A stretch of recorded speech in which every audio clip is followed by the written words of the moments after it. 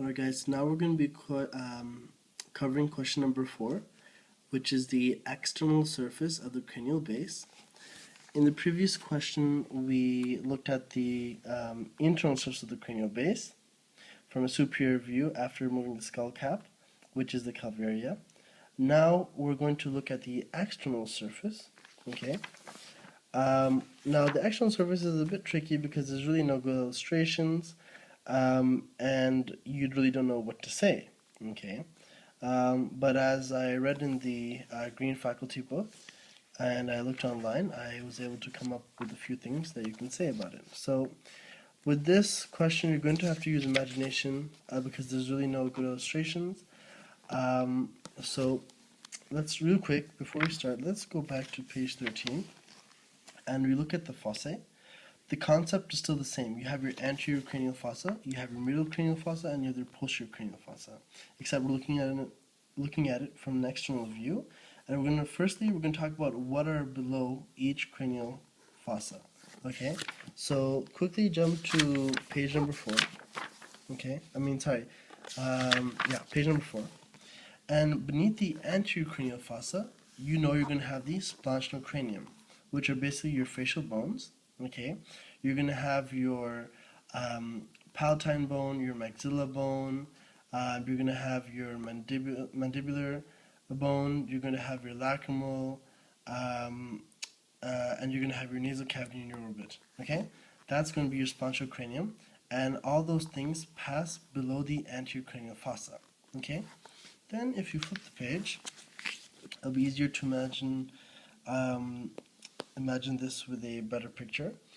Now, then below your middle cranial fossa, okay, you're going to have in the middle, okay, right in the sphenoid, body of the sphenoid, you're going to have your sphenoidal sinus, okay.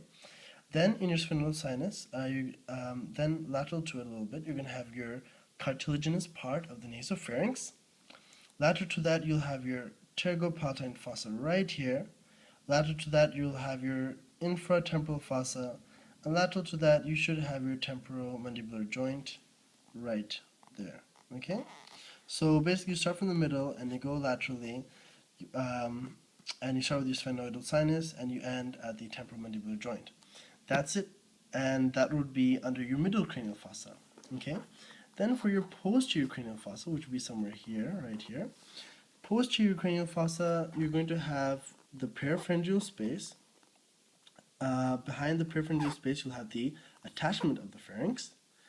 Behind the pharynx, you're going to have the atlanto-occipital joint and the attachment for the deep nuchal muscles. Okay, now that is it for your.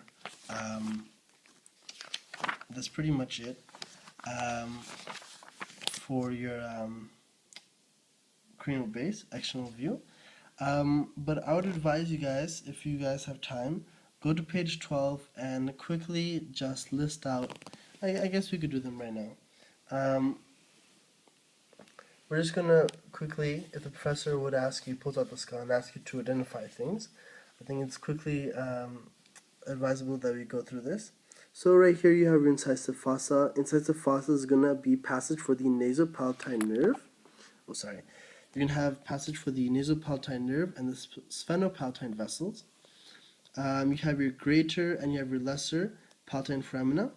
They'll be for their corresponding vessels and nerves. Okay. Right here you have foramen lacerum. Remember that the foramen lacerum is passage for the greater petrosal nerve.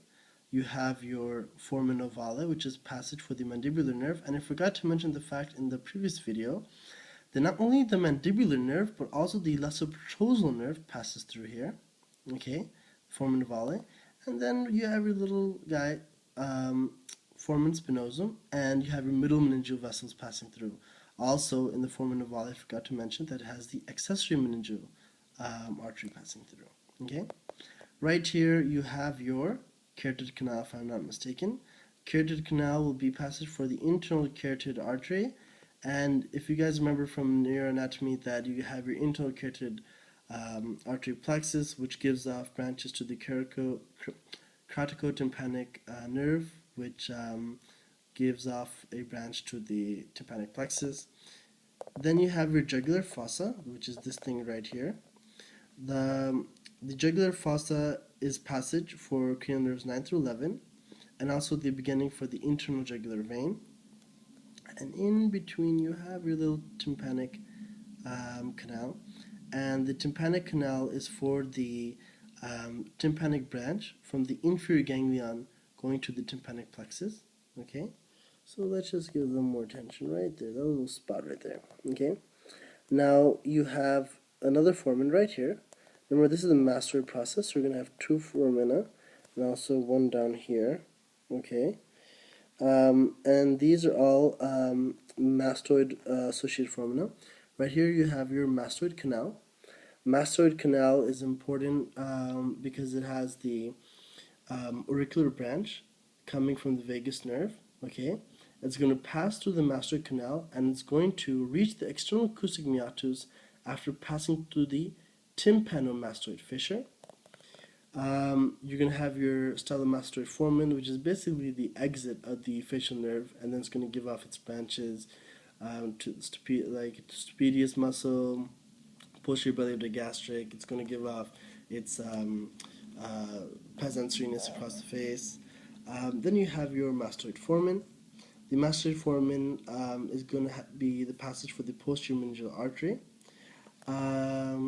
Like I said, foramen magnum, you guys know vertebral arteries pass through. By the way, this is your occipital condyle, and anterior to it, you should have your hypoglossal canal, which is the passage for the hypoglossal nerve. Okay, and that's pretty much it. I just want you guys to be well prepared in case he asks you, you know, that what actually passes through the cranial base. All right.